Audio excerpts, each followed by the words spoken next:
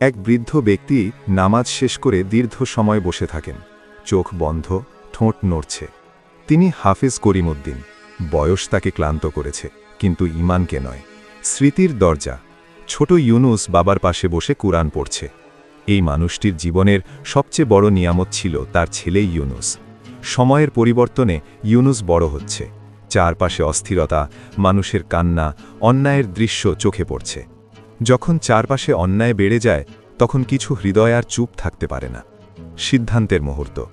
ইউনুস বাবার সামনে নীরবে বসে আছে। বাবা, আমি যুদ্ধে যেতে চাই। একটি বাক্য, কিন্তু তার ওজন পাহাড়ের মতো ভারী। বাবার ভাঙা হৃদয় নিয়ে চুপচাপ ইউনুসের দিকে তাকিয়ে আছেন। চোখ ভিজে যাচ্ছে।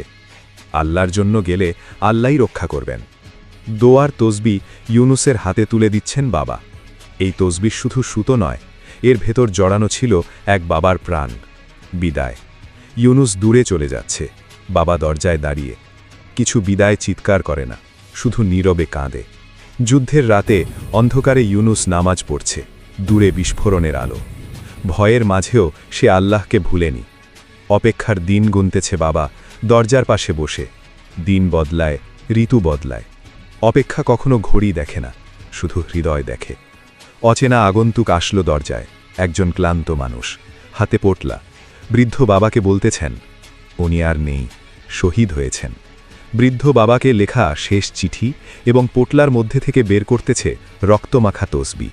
বাবা ছেলের লেখা চিঠি পড়তেছেন।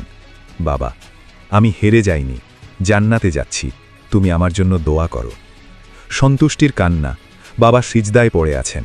সব কান্না অভিযোগ নয়, কিছু কান্না শুকরিয়া। শেষ আলো, ফজরের আলো, ফাঁকা ঘর। এই বিচ্ছেদ শেষ নয়, এই বিচ্ছেদ জান্নাতের পথে।